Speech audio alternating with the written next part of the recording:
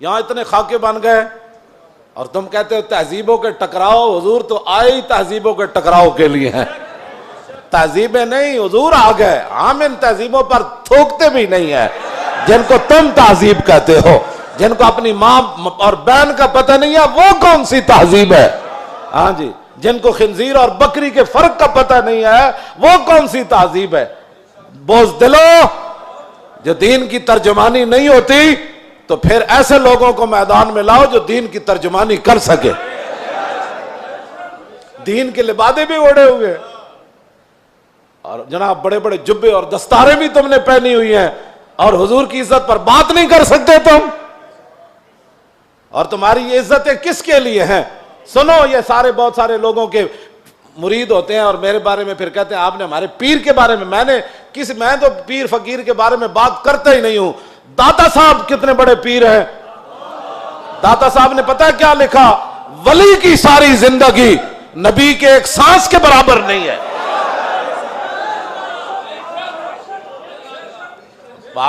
صرف نبی کے امام الانبیاء کے تو خلق سے اولیاء. یہ داتا صاحب کشف المحجوب وچ لکھی گل ہن گل کرو تسی. جدوں حضور دی عزت دی گل آوے تے پھر کھڑا کوئی نہ ہوئے پھر وہ پیر ہے. تے پھر اپنی جاناں بچائے تے اپنے جناب ادارے بچائے تے اپنے خانقاہاں بچائے. رسول اللہ کی تو سانس کی بھی کروڑوں حصے کرو نا پھر بھی اس کی ساری زندگی اس کے برابر نہیں ہو سکتی. کروڑویں حصے کے بھی. یہ تو داتا صاحب نے صرف انبیاء کی بات لکھی ہے. رہ گئی حضور کی بات تو خلق سے اولیاء اور فاق النبیین فی خلق وفی خلق ولم یدانو فی علم ولا کرم وکلہم من رسول اللہ ملتمس غرفا من البحر اور رشفا من الدیم وواقفون لدے عند حد من نقطۃ العلم او من شکلۃ الحکم. ایدہ تو میں ترجمہ نہیں کر سکتا انبیاء دی عظمت دی وجہ. امام بوسیری گل کتھے جا کے کی تھی کہ حضور دی شان کتھے جا کے ہے. فرمایا سارے انبیاء اور رسل حضور سے یہ عرض کرتے رہے کہ حضور اپنے کرم کا ایک چھینٹا ہمیں بھی عطا فرما. وَكُلُّهُم مِّن رَّسُولِ اللَّهِ مُلْتَمِسٌ غَرْفًا مِّنَ الْبَحْرِ أَوْ رَشْفًا مِّنَ الدِّيَمِ. یا اپنے سمندر سے ہمیں ایک چلو عطا فرما دو. اے لفظ اے شیر ہوندا نا دائیں بائیں تے حضور نے تو سنیا سی بوسیری نو چادر دیتی. جے دے وچ کوئی گل ہوندی تے حضور نے فرمانا سی بوسیری اے شیر کٹ دے. تمہیں مقام رسول کا پتہ ہی نہیں ہے. باتیں لوگوں کو اگر مگر کی کرتے ہو. اگر مگر سے ناموس رسالت پر پیرا تھوڑا ہونا ہے.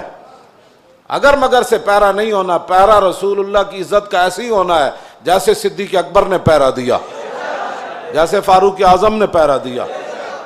باقی رہ گیا حضور کا جلال. تو وہ میں آپ کو پڑھ کے سنا دیتا ہوں کہ حضور کا جلال کیا تھا. مولا علی راوی ہیں اس کے.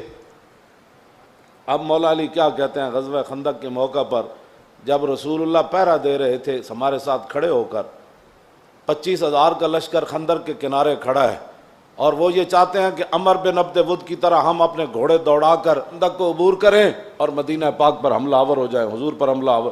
حضور خود پھر تلوار پکڑ کے کھڑے ہو گئے. اور جب رسول اللہ بھی کھڑے تھے وہاں تو سورج غروب ہو گیا. حضور کی ظہر کی نماز بھی قضا ہو گئی. جب عصر کی نماز قضا ہو گئی تو محبوب، یہ بھی حضور کی رحمت للعالمین بھی ہے، یہ بھی خلق عظیم ہے. تم نے کون سا خلق عظیم کی مثالیں دیتے ہو؟ مائی کوڑا پھینکتی تھی اور تم یہ باتیں لوگوں کو سکھاتے ہو فلاں کو معاف کر دیا. وہ حضور کا اپنا حق تھا معاف کیا. امتی کو حق نہیں بنتا کہ وہ حضور کی طرف سے خود منصف بن کے لوگوں کو معاف کرتا رہے. یہ قیامت کو فیصلے ہوں گے کہ رسول اللہ نے کس کو معاف کیا اور کس کو معاف نہیں فرمایا.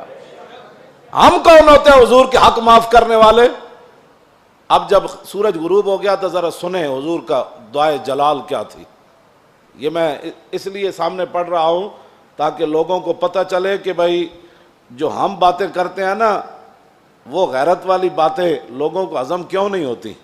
وہ چاہتے ہیں کہ فرانس حضور کے خاکے بھی بنائے اور ہم مذمت کر کے فارغ ہو جائیں، اور ان کے اندر اتنی غیرت ہو کہ ان کے صدر کے خلاف بات ہو تو وہ اپنا سفیر واپس بلا لے.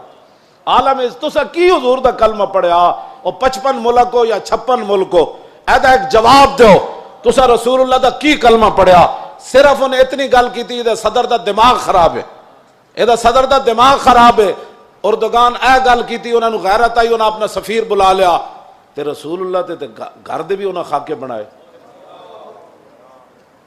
تساں کی غیرت کی تھی؟ اور جڑے غیرت دا سی سبق دین دیا تسی فرانس دے خلاف ساڑھے مسیدہ دے حملے کرنے ہو، علماء دے تسی جلوس بند کیتے، نہیں جی اجازت نہیں ہے، حالات نہیں ٹھیک۔ اور کیڑے حالات اسی بنائے؟ تساں بنائے حالات خراب، تساں یہود و نصارہ دی ایجنٹی کی تھی، تساں چوڑی بار بھیجی اور تساں چوڑی بار بھیجی، اور پھر تم نے اس پر فخر بھی کیا، تم نے اس پر فخر بھی کیا۔ ہمیں حضور کی غلامی پر بھی فخر ہے اور ممتاز قادری کے عمل پر بھی فخر ہے، غازی ظہیر کے عمل پر بھی فخر ہے، اور غازی عبداللہ کے عمل پر بھی فخر ہے کہ اس نے گستاخ کو پکڑ کر ایسے گردن کاٹ دی، اس پر بھی ہمیں فخر ہے۔ اور فرانس کے اندر جو کچھ مسلمان اپنی بساط کے مطابق گستاخان کے خلاف کر رہے ہیں، ہمیں اس پر بھی فخر ہے، ہمیں اس پر بھی فخر ہے، ہمیں اس پر فخر ہے، ہم ان کے ساتھ ہیں۔ تم گستاخ کو چھوڑ کر کہتے ایک چھوٹے سے گروہ تھا اور ہم نے اس کو اندر کر دیا اور چوڑی کو چھوڑ دیا، تم نے اس پر فخر ہے اور اس فخر پر قائم رہنا، دنیا میں بھی قائم رہنا ہے تم نے اور قبر میں بھی قائم رہنا ہے، کل حشر میں بھی تم نے اس پر قائم رہنا ہے۔ اور ہم دنیا میں بھی قائم کھڑے ہیں کہ ممتاز قادری کے ساتھ کھڑے ہیں، ہم تمام غازیان اسلام کے ساتھ کھڑے ہیں، ہاں جی تمام محافظان ناموس رسالت کے ساتھ کھڑے ہیں، ہمیں اس پر فخر ہے، اور ہم کل قبر کے اندر بھی ہمیں اس پر فخر ہے، اور کل قیامت والے دن تو پھر بات ہی رسول اللہ کی ہے۔ حضور کا جلال دیکھیں، حضور کا جلال دیکھیں، حضور نے کیا فرمایا جب سورج غروب ہو گیا تو ان علی، مولا علی کہتے ہیں ان رسول اللہ صلی اللہ علیہ وسلم قال یوم الخندق ملا اللہ بیوتہم وقبورہم نارا کما شغلونی عن الصلاۃ الوسطی حتی غابت الشمس۔ مولا علی فرماتے ہیں جب سورج بالکل قریب جا پہنچا اور غروب ہونے کے جب قریب ہوا تو حضور نے اس وقت کیا فرمایا؟ یا اللہ انہوں نے ہمیں عصر کی نماز نہیں پڑھنے دی، اب ان کا کیا علاج ہے؟ یا اللہ ان کے گھر بھی ان کی قبریں بھی آگ سے بھر دے۔ یہ بھی تو بتاؤ نا خلق عظیم، یہ بھی لوگوں کو بتاؤ۔ کہتے حضور نے یہ جملہ فرمایا ادھر سورج غروب ہو گئے، تو یہ بھی بتاؤ کہ رسول اللہ نے کیا بات فرمائی پھر اس موقع پر۔ یہ تم نے حدیثیں سنائی ہوتی نا تو کسی کافر کی جرت نہیں تھی کہ وہ حضور کے بارے میں بات کرتا۔